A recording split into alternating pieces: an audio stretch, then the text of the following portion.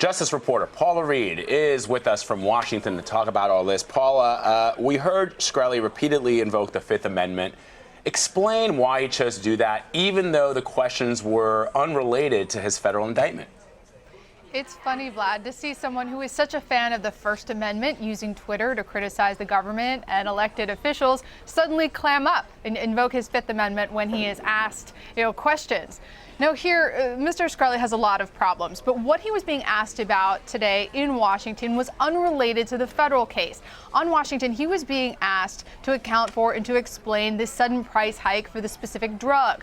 But he is currently charged under federal law with charges related to securities fraud and wire fraud. The allegation is that he took money from a company that he worked for, took that money and tried to use it to allegedly pay off bad investments that he had made. There are also allegations that he used that company's funds to settle disputes with other investors, so sort of using that company as a piggy bank. Two totally different issues. One, the price of drugs, another, potentially securities fraud. So again, he was trying to use his Fifth Amendment right, say, I'm under indictment, I've been charged, but he wasn't charged with anything related to the price of these drugs. So here he's just being defiant. And technically he could potentially be charged with contempt, but it doesn't appear that Congress is going to do that. It seems like that'll just give him more of the attention that he craves. So legally, Vlad, it's not a good strategy. It's not accurate legal advice here, but it's the way he chose to deal with this situation. Shkreli's lawyer also touched on this event here today after the hearing. Paula, let's take a listen.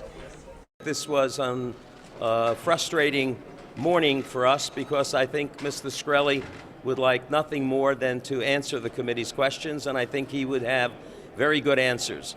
He has agreed, because of the pending indictment in the Eastern District of New York, to follow my advice and not answer any questions and invoke his Fifth Amendment privilege, and I think that was the appropriate advice under the circumstances. The gentleman on the committee who discussed the Fifth Amendment, with all due respect, had no idea what he was talking about, given the state of the law as I understand it to be. Mr. Shkreli is a brilliant scientist whose devotion to saving lives is extraordinary in my judgment. And at the age of 32, he has already developed several drugs and is in the process of developing several more that will save the lives of people who suffer from illnesses that most of the major pharmaceutical companies have essentially ignored. Paula, did he add any common sense to this argument?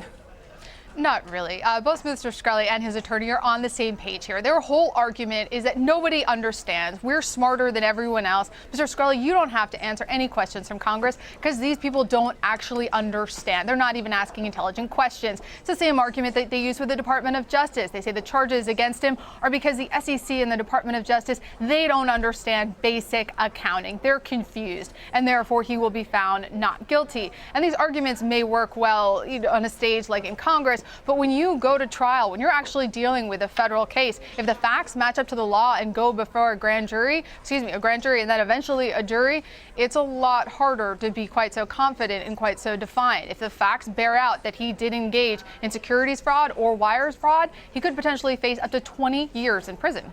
Paula, today's hearings focused on Shkreli's infamous price hike. Our own Don Dahlers, sat down with him back in September when this all began. Let's listen to his explanation then.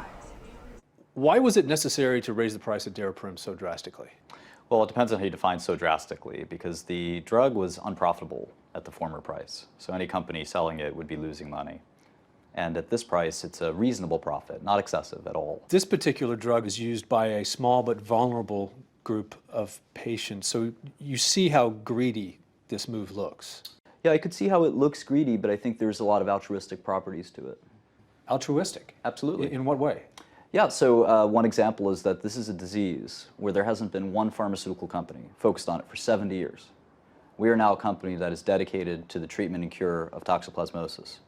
And with these new profits, we can spend all of that upside on these patients who sorely need a new drug, in my opinion. So, Paula, you heard during that hearing members of Congress pointing to his numerous interviews. How will interviews like the one that Don did and others affect his case? It doesn't help, particularly when they go to find jury members for any potential trial that they may have if they don't plead this out. A lot of people are going to be familiar with him, familiar with statements like this, but it is important to point out that what he was talking about there, the sudden hike in drug prices, that's not what his federal case is about. His federal case is about taking money from a company allegedly paying off bad investments. However, there are some people who have theorized, not the Department of Justice, but some people have theorized that potentially he may have spiked the price of that drug to, again, commit some type of fraud, to get an influx of cash, to conduct what the Department of Justice calls these quasi-Ponzi schemes. So if there is any evidence in the future that that was the case and he is charged in relation to that spike in the drug price, then all these interviews could potentially be used as evidence. You know, Paula, just watching his expressions, and he actually tweeted about his facial expressions at the end of that, I was pretty surprised because even hearings like the Kefauver hearings in the 50s, which was about organized crime, you had big-time mobsters like Frank Costello in front of members of Congress, and they took it seriously. And here's this kid who is, as the members of Congress pointed out, the face of greed in the pharmaceutical industry, and then he goes out and puts a tweet out like this. It's pretty shocking. It is. He just loves that First Amendment, loves being able to speak out and criticize the government, but when they criticize him or ask him questions, totally mum. One-way road. Paula Reid, thank you.